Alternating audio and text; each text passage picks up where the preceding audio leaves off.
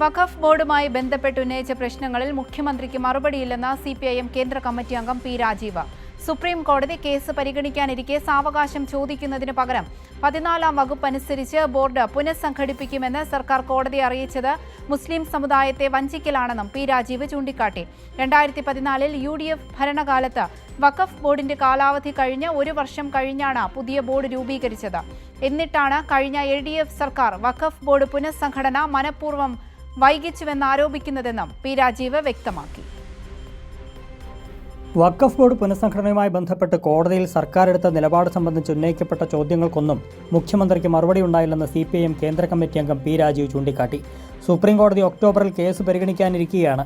ഈ സാഹചര്യത്തിൽ സാവകാശം ചോദിക്കുന്നതിന് പകരം 14-ാം വകുപ്പനുസരിച്ച് ബോർഡ് പുനഃസംഘടിപ്പിക്കുമെന്ന് സർക്കാർ കോടതി അറിയിച്ചത് മുസ്ലിം സമുദായത്തെ വഞ്ചിക്കലാണെന്നും പി രാജീവ് ചൂണ്ടിക്കാട്ടി.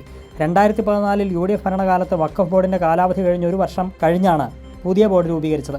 എന്നിട്ടാണ് കഴിഞ്ഞ LDF സർക്കാർ വഖഫ് ബോർഡ് പുനഃസംഘടന മനഃപൂർവ്വം വൈകിച്ചുവെന്ന് ആരോപിക്കുന്നതെന്നും പി രാജീവ് പറഞ്ഞു. UDF ഭരിക്കുമ്പോൾ 2013 ഒക്ടോബറിൽ കാലാവധി തീർന്ന ബോർഡിന്റെ രൂപീകരണം പുതിയ ബോർഡ് കോൺസ്റ്റിറ്റ്യൂട്ട് ചെയ്തിരിക്കുന്നത് 2014 ഒക്ടോബറിലാണ്.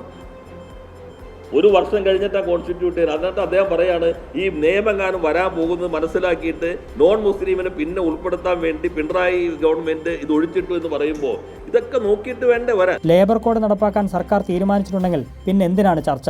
ഗോപാൽ ഗൌഡ കമ്മീഷൻ റിപ്പോർട്ടിന്റെ അടിസ്ഥാനത്തിലാണോ പുതിയ ലേബർ കോഡിന്റെ അടിസ്ഥാനത്തിലാണോ ചർച്ച എന്നത് വ്യക്തമാക്കണമെന്നും പി രാജീവ് ചൂണ്ടിക്കാട്ടി. കൈരളി ന്യൂസ്, കൊച്ചി.